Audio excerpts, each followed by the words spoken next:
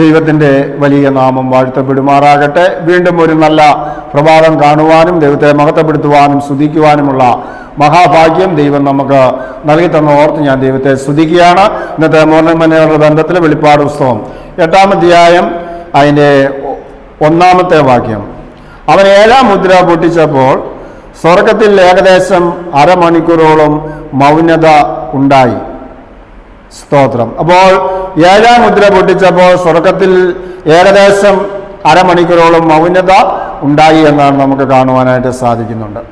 നമ്മുടെ വ്യക്തിപരമായ ജീവിതത്തിൽ നമ്മൾ മൗനമായി ശാന്തമായി ഒരുപക്ഷെ കടൽ തീരത്തായിരിക്കാം, അല്ലെങ്കിൽ തനിച്ച് ഒരു റൂമിലായിരിക്കാം, അല്ലെങ്കിൽ നമുക്കിഷ്ടപ്പെടുന്നതായ ഒരു സ്ഥലം നാം തിരഞ്ഞെടുത്തുകൊണ്ട് ഒരു ആറിൻ്റെ തീരത്തായിരിക്കാം, അല്ലെങ്കിൽ ഒരു മരത്തിൻ്റെ ചുവട്ടിലായിരിക്കാം.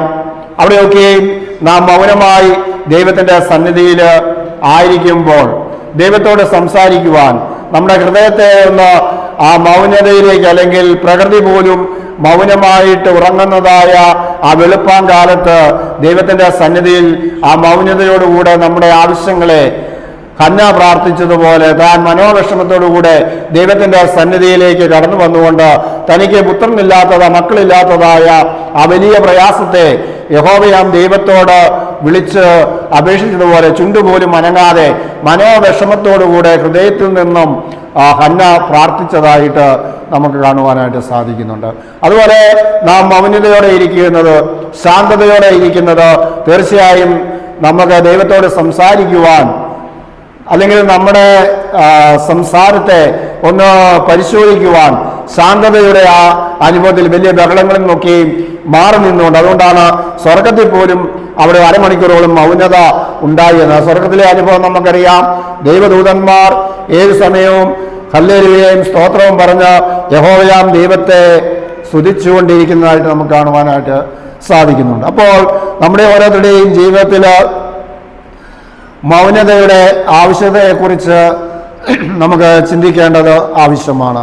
എപ്പോഴും ബഹളവും അല്ലെങ്കിൽ ശബ്ദമുഖരിതമായി നാം എപ്പോഴും കൂടുതൽ സംസാരിക്കുന്നവരാണെങ്കിൽ നാം ഒരു മൗനതയിലേക്ക് ചിന്തിക്കുന്നത് എപ്പോഴും നല്ലതാണ്. നല്ല ഉത്തരങ്ങളെ കൊടുക്കുവാൻ, മറ്റുള്ളവരുടേതായ പ്രതിസന്ധികളെ കേൾക്കുമ്പോൾ തീർച്ചയായും നാം അത് കേട്ടിരുന്നത് കൊണ്ട് വേഗത്തിൽ കേൾക്കുവാനുള്ളതായ നല്ല അനുഭവവും ഉത്തരം പറയുവാൻ താമസം എടുത്തുകൊണ്ട് ആ കാര്യങ്ങളെ വിശകലനം ചെയ്തുകൊണ്ട് പഠിച്ചുകൊണ്ട് നാം അവർക്ക് ഉത്തരം കൊടുക്കുവാൻ തക്കവണ്ണം ഇടയായിത്തീരുന്നെങ്കിൽ നമ്മുടെ വാക്കുകൾ ഉപ്പിനാൽ രുചി വരുത്തിക്കൊണ്ട് മറ്റുള്ളവർക്ക് നമ്മോട് കൂടുതൽ സമയം സംസാരിക്കുവാനും അവരോട് ക്രിസ്തുവിനോട് നമുക്ക് സ്നേഹത്തെക്കുറിച്ച് അവർക്ക് വിളമ്പി കൊടുക്കുവാനൊക്കെയും സാധിക്കുന്നുവെന്ന് നമുക്ക് കാണുവാനായിട്ട് സാധിക്കുന്നുണ്ട്. അപ്പോൾ തീർച്ചയായും ആ ദൈവത്തിൻ്റെ കരങ്ങളിൽ നമ്മെ സമർപ്പിക്കുന്നെങ്കിൽ നിശ്ചയമായും സ്വർഗത്തിലെ ദൈവം നമ്മെ അനുഗ്രഹിക്കുന്നുവെന്ന് നമുക്ക് കാണുവാനായിട്ട് സാധിക്കുന്നുണ്ട്. വെളിപ്പാട് പുസ്തകം 7-ാം അധ്യായം അതിൻ്റെ 13-ാമത്തെ വാക്യം ഇങ്ങനെ പറയുന്നു: മൂപ്പന്മാരിൽ ഒരുത്തൻ എന്നോട്, വെള്ള നിലയങ്കി ധരിച്ചിരിക്കുന്ന ഇവർ ആർ, എവിടെ നിന്നും വന്നു എന്ന് ചോദിച്ചു. യജമാനൻ അറിയുമല്ലോ എന്ന് പറഞ്ഞതിന് അവൻ എന്നോട് പറഞ്ഞത്, ഇവർ മഹാകഷ്ടത്തിൽ നിന്നും വന്നവർ, കുഞ്ഞാടിന്റെ രക്തത്തിൽ തങ്ങളുടെ അങ്കി അലക്കി വെളുപ്പിച്ചിരിക്കുന്നു. സ്തോത്രം. അപ്പോൾ ഈ മഹാപുരുഷാരത്തെ നമ്മൾ കാണുമ്പോൾ ഇവർ എവിടെ നിന്ന് വന്നു എന്നുള്ള ചോദ്യത്തിന് ഇവിടെ തിരുവചനം പറയുകയാണ്. വെളിപ്പാട് പുസ്തകം 7-ാം അധ്യായം 14-ാം വാക്യം പറയുകയാണ്, ഇവർ കഷ്ടത്തിൽ നിന്നും വന്നവരാണ്, കുഞ്ഞാടിന്റെ രക്തത്താൽ തങ്ങളുടെ അങ്കി അലക്കി വെളുപ്പിച്ചിരിക്കുന്നു എന്ന് ഇവിടെ പറയുകയാണ്. സ്തോത്രം. പ്രിയമുള്ളവരെ, നമ്മൾ ഓരോരുത്തരും ഓരോ കഷ്ടങ്ങളിലൂടെ കടന്നു പോകുമ്പോൾ കർത്താവിന് വേണ്ടി അത് സഹിച്ചുകൊണ്ട് ക്ഷമിച്ചുകൊണ്ട് നമ്മൾ ആയിരിക്കുന്നെങ്കിൽ നമുക്ക് വേണ്ടി മരിച്ച കർത്താവായ യേശു ക്രിസ്തുവിൻ്റെ വിലയേറിയ രക്തത്താൽ നമ്മുടെ പാപങ്ങളെയൊക്കെയും കഴുകി വെണ്ണയുള്ളതാക്കിക്കൊണ്ട് ആ കുഞ്ഞാടിന്റെ രക്തത്താൽ നമ്മുടെ പാപങ്ങളെയെല്ലാം പോക്കി നമ്മുടെ അങ്കി അലക്കി വെളുപ്പിച്ച് ദൈവകൽപ്പന അനുസരിച്ചുകൊണ്ട് നമ്മൾ ആയിരിക്കുന്നെങ്കിൽ സ്വർഗം നമ്മെ അനുഗ്രഹിക്കുമെന്ന് നമുക്ക് കാണുവാനായിട്ട് സാധിക്കുന്നു. അതിന്റെ 15-ാം വാക്യം അവർ വായിക്കുമ്പോൾ, അതുകൊണ്ട് അവർ ദൈവത്തിന്റെ സിംഹാസനത്തിന് മുമ്പിലിരുന്നു, അവന്റെ ആലയത്തിൽ രാപകൽ അവനെ ആരാധിക്കുന്നു. സിംഹാസനത്തിൽ ഇരിക്കുന്നവൻ അവർക്ക് കൂടാരമായിരിക്കും. ഇനി അവർക്ക് വിശക്കുകയില്ല, ദാഹിക്കുകയുമില്ല, വെയിലും യാതൊരു ചൂടും അവരുടെ മേൽ തട്ടുകയുമില്ല.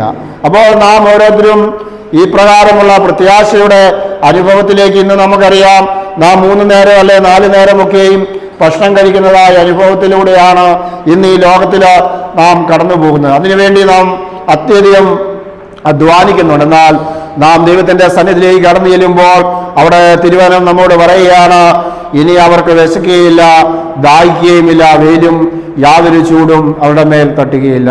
ഇപ്പോൾ അതികഠിനമായ ചൂടുകളാണ്. അതിനെയൊക്കെയും നാം തരണം ചെയ്തുകൊണ്ട് നാം മുന്നോട്ട് പോവുകയാണ്. എന്നാൽ ദൈവത്തിന്റെ സന്നിധിയിലേക്ക് നാം കടന്നു ചെല്ലുമ്പോൾ നാം സുഖത്തിൻ്റെതായ നല്ല അനുഭവത്തിൽ നമ്മളായിരിക്കും. അവിടെ ചൂടില്ല, അവിടെ നമുക്ക് വിശക്കുന്നില്ല, അവിടെ നമുക്ക് ദാഹിക്കുന്നില്ല എന്ന് കാണുവാൻ സാധിക്കുകയാണ്. സിംഹാസനത്തിന്റെ മധ്യേയുള്ള കുഞ്ഞാട് അവരെ മേയിച്ച് ജീവജലത്തിന്റെ ഉറവുകളിലേക്ക് അവരെ നടത്തുന്നു. ദൈവം താൻ അവരുടെ കണ്ണിൽ നിന്നും കണ്ണുനീരെല്ലാം തുടച്ചു കളയുകയും ചെയ്യും. സ്തോത്രം. അപ്പോൾ വളരെ അനുഗ്രഹിക്കപ്പെട്ടതായ അനുഭവമാണ് നമുക്ക് ദൈവത്തിന്റെ സന്നിധിയിൽ നമുക്ക് കാണുവാനായിട്ട് സാധിക്കുന്നത്.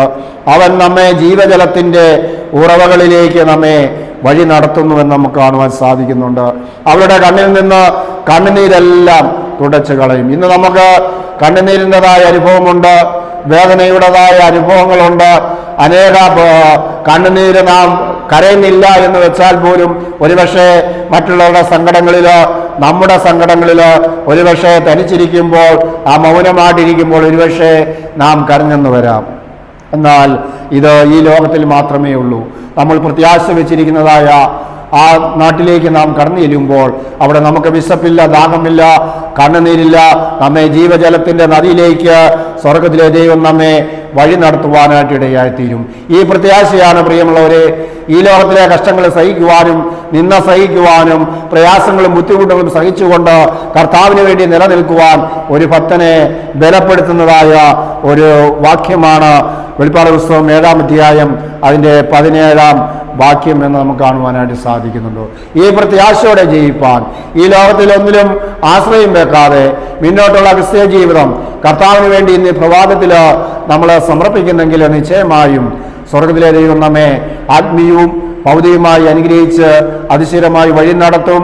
ആ കർത്താവിൻ്റെ വരവിൻ്റെ ലക്ഷണങ്ങൾ ലോകമെമ്പാടും കാണുമ്പോൾ കർത്താവിനെ സ്തുതിച്ചുകൊണ്ട് ഇത് കർത്താവിൻ്റെ വരവിൻ്റെ ലക്ഷണമാണെന്ന് മറ്റനേകരോട് നമുക്ക് വിളിച്ചു പറയുവാൻ ദൈവത്തിൻ്റെ വചനത്തിൽ ഇപ്രകാരം പറയുന്നു. മത്തായിയുടെ സുവിശേഷം 24-ാം അധ്യായം ഈ ലക്ഷണങ്ങളെ കുറിച്ചൊക്കെയും ഒരു നീണ്ട പട്ടിക അവിടെ പറയുകയാണ് ദൈവത്തിൻ്റെ പരിശുദ്ധാത്മാവ്. അതൊക്കെയും വായിച്ച് നാം ബലപ്പെട്ട്, ഈ തിരുവനമൊക്കെയും വായിച്ച് ബലപ്പെട്ടുകൊണ്ട് കർത്താവിൻ്റെ പ്രത്യക്ഷതയ്ക്ക് വേണ്ടി നമുക്ക് ഓരോരുത്തർക്കും ഒരുങ്ങാം. ഈ തിരുവന ഭാഗത്താൽ സ്വർഗത്തിലെ ദൈവം നമ്മെ ധാരാളമായിട്ട് അനുഗ്രഹിക്കുമാറാകട്ടെ. ആമേൻ. നമുക്ക് പ്രാർത്ഥിക്കാം. ഞങ്ങളെ ഏറ്റവും അധികം സ്നേഹിക്കുന്ന ഞങ്ങളുടെ സ്വർഗീയ നല്ല പിതാവേ, നല്ല പ്രഭാത സമയത്തിനായി ദൈവത്തെ സ്തുതിക്കുന്നു. ഇന്ന് തിരുവചനം കേട്ടുകൊണ്ടിരിക്കുന്ന എല്ലാ പ്രിയപ്പെട്ടവരെയും സ്വർഗത്തിലെ ദൈവം അനുഗ്രഹിക്കണം. രോഗത്താലോ ക്ഷീണത്താലോ പ്രയാസത്താലോ കടഭാരത്താലോ ആയിരിക്കുന്നെങ്കിൽ അവർക്ക് കർത്താവെ അങ്ങ് ആശ്വാസം കൊടുക്കണമെന്ന് പ്രാർത്ഥിക്കുകയാണ്. അങ്ങനെ എല്ലാ നന്മകൾ കൊണ്ടും അടിയങ്ങളെ ഓരോരുത്തരെയും കർത്താവ് നിറയ്ക്കണം. അടിയങ്ങൾക്ക് വേണ്ടി ജീവൻ വെച്ച പൊന്നേശു ക്രിസ്തുവിൻ്റെ നാമത്തിൽ തന്നെ ആമേൻ. ഇന്ന് തിരുവചനം കേട്ട എല്ലാ പ്രിയപ്പെട്ടവരെയും സ്വർഗത്തിലെ ദൈവം ധാരാളമായിട്ട് അനുഗ്രഹിക്കുമാറാകട്ടെ. ആമേൻ.